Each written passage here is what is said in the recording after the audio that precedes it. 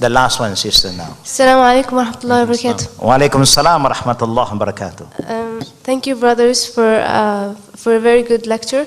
I just have a question about the parents' rights over the children. The parents' right now. Yeah, I know that you should listen to your parents whatever they ask you. You should do whatever they tell you. But when it comes to sunnah, for example, when you want to grow your beard, and they say it's only a sunnah, don't do it, and they get really, really mad. So, or other typical sunnah mu'akkada. No.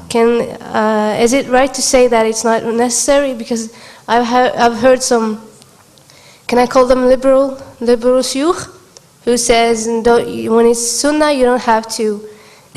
You're laughing. Okay. No. You don't have to follow it. Just keep your parents happy. What do you say about it? Okay, sis. Now, if I'm not wrong, the sister is asking that the right of the parents. Of course, Allah said, وَقَضَى رَبُّكَ أَلَّا تَعْبُدُوا إِلَّا إِيَّاهُ وَبِالْوَالِدَيْنِ إِحْسَانًا. Allah command you to worship Allah, and after that you must honor thy parents. But in the same time, the Prophet ﷺ remind us, لا طاعة المخلوق في معصية الله. When we respect human, even our parent, we cannot respect them in a way to do something displeasing Allah and the Prophet. If our parents stop us from doing something that we must do as a believer, we have no right to follow and obey them. But the question is very important. Some scholars was asked about, how about if a man or the son now want to keep beard? Is that the question, sister? Yeah? Beard, yeah. They want to keep beard, and now the father or the mother said, no, you must respect us. It's your duty to honor your parent. I disagree. You cannot keep your beard because you look ugly. You look older than your father. I tell you the story of a beard. Allah give me this beard, little beard. Yeah, I want to have the full one, but Allah don't give me the full one. Since I was a Muslim in 1968 until today, this is how much Allah give me. But one day, when I was still very young in Islam, when I was sitting in a ferry, moving from the island to the mainland, so there's another group of elderly Muslim who are clean shaven. And then they look at us, they start to gossip about us. They say, what happened to the young people today? They are so young, but they want to look old.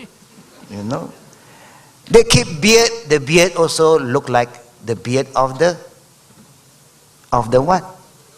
Of the goats. Yeah. So they make some sound. Meh.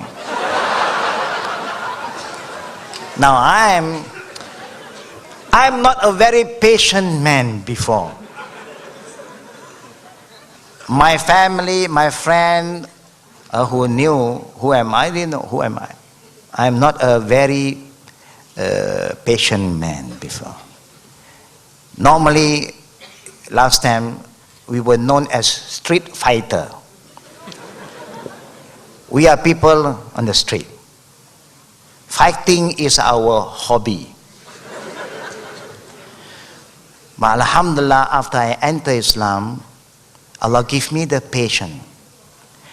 But even how patient am I? Now this guy, this born Muslim, elderly Muslim, if he do not want to keep his beard, that is his problem.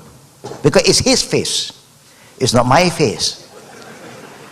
But when I want to keep this beard, because I know Prophet command me, it's not a sunnah, it's wajib. Because there are a sunnah that is sunnat, there are sunnah that is wajib. Any command from the Prophet, it is no more a sunnah, it's wajib. But if the Prophet just recommend you, not a command, then it become a sunnah. There's a difference between sunnah wajib, sunnah sunnat, sunnah adat, sunnah ibadah, sunnah mu'akkad, sunnah ghair mu'akkad. There are different types of sunnah. You must understand. A lot of Muslims are so confused about this sunnah. If they say it's sunnah, then it's true. If they don't understand the concept sunnah, it's just a sunnah. The Prophet said, Inna Allah la yaqbalu tatawwa'a hatta tuaddi farida. Allah will not accept anything that is optional if what is obligatory is not been fulfilled. Honoring your parent is wajib. I give you an example, a sunnah. The sunnah prayer after Zohar, example. Or before Zohar prayer, the sunnah qabliyah wa ba'diyah. If your parents say, don't pray that sunnah, I want you to come to me now. Now, responding to the call of your parent is more better than performing the sunnah prayer. It's true. You get more reward for that. But if something the Prophet command you, it is the duty of the parent to accept it. By right, the parent should be very, very proud and be thankful to Allah. Now his son loved the teaching of Prophet Muhammad sallallahu alaihi wasallam. You know that the Prophet said, "La yu'minu ahadukum hatta yakuna hawahu taba'an lima ji'tu bi." You cannot be a true believer until you command your desire to follow my teaching. Now, keeping beard for the man only, woman you cannot keep. Yeah? A woman you cannot keep the beard. Yeah? For the man, the Prophet command you to keep the beard. So what do I say to this man who belittle me with my little beard? I raise up my voice, but I don't shout at him. I talk to my friend. Alhamdulillah, no, we are goats. No, goat you can slaughter for Hajj, you can sacrifice. Goat you can eat. You know, goat you can make akikah. Alhamdulillah. But people who have no beard, they are like Mr. Pig. They are like khinzir. Do you find the khinzir have beard? Have you seen any khinzir with beard? No. If they have beard, there's no more khinzir. Now that guy get very upset now. You say that I look like a goat. Alhamdulillah, goat is halal animal. There's no problem. But I say that group, there are people who keep their face, clean shave. They are like pig. Now they get very angry now. He say, I'm a goat. I say that he's a pig. And you know the Muslims don't like to be a pig. You know. So just to be very frank, sister, it's the duty of the mother, a good mother and a good father, to encourage the boys, the young boy, to keep their beard. May Allah bless you for that. And may Allah give us the patience and the understanding about our deen. Those don't misinterpret sunnah. Not all sunnah is sunnah.